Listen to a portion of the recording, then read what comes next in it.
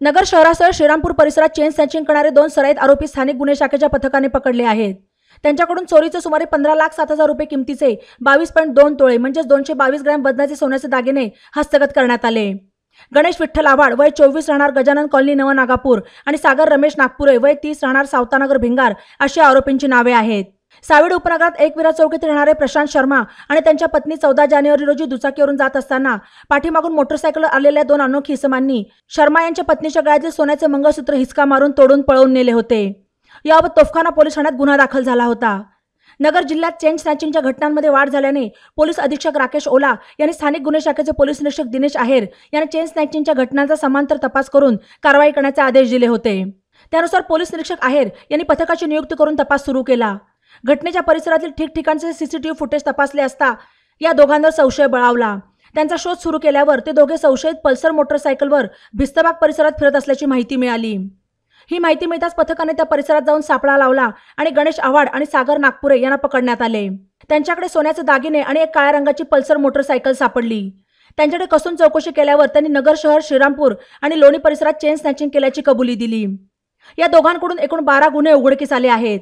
स्थानिक गुन्हे शाखेतील उपनिरीक्षक Sopan Gore, police head constable Sandeep Pawar, Manohar Gosavi, Ravindra Kardile, Devendra Shelar, Vishal Gawande, police naik Santosh Khaire, Furkan Shaikh, police constable Shivaji Dhakane, Ranjit Jadhav, Akash Kale, Amrut Adhav आणि मेघराज कोल्हे यांच्या पथकाने ही कारवाई केली आहे। अहमदनगर जिल्ह्यामध्ये चेन स्नॅचिंगच्या घटनांमध्ये वाढ झाली होती। श्रीरामपूर शहर तसंच अहमदनगर शहरामध्ये तोफखाना आणि कोतवाली हद्दीमध्ये चेन स्नॅचिंगच्या मागील काळामध्ये घटना घडलेल्या होत्या। त्या दृष्टीने जिल्ह्याचे पोलीस अधीक्षक श्री राकेश ओला साहेब यांनी स्थानिक गुन्हे शाखेला समांतर तपासाच्या सूचना दिलेल्या होत्या।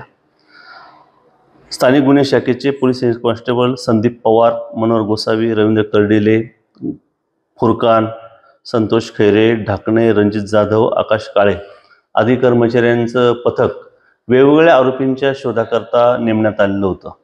रेकॉर्डवरील जे आरोपी आहेत त्यांची माहिती घेण्यात आली। तसेच सीसीटीव्ही फुटेज चेक केला असता गणेश विठ्ठल आव्हाड आणि सागर रमेश नागपुरे या दोघांवर पथकाचा संशय बळावलेला होता।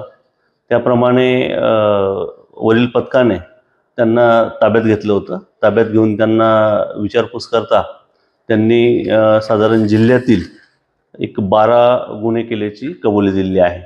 त्याप्रमाणे त्यांच्याकडनं 13,32,000 रुपयाचे 222 ग्रॅम वजनाचे सोन्याचे दागिने आणि गुन्ह्यात वापरलेली काळ्या रंगाची मोटरसायकल पल्सर आणि मोबाईल असा एकूण 15,07,000 रुपयाचा मुद्देमाल हा स्थानिक गुन्हे शाखेकडून जप्त करण्यात आलेला आहे। ई नवा मराठा यूट्यूब चॅनलला सबस्क्राईब करा आणि बेल आयकॉनवर प्रेस करा।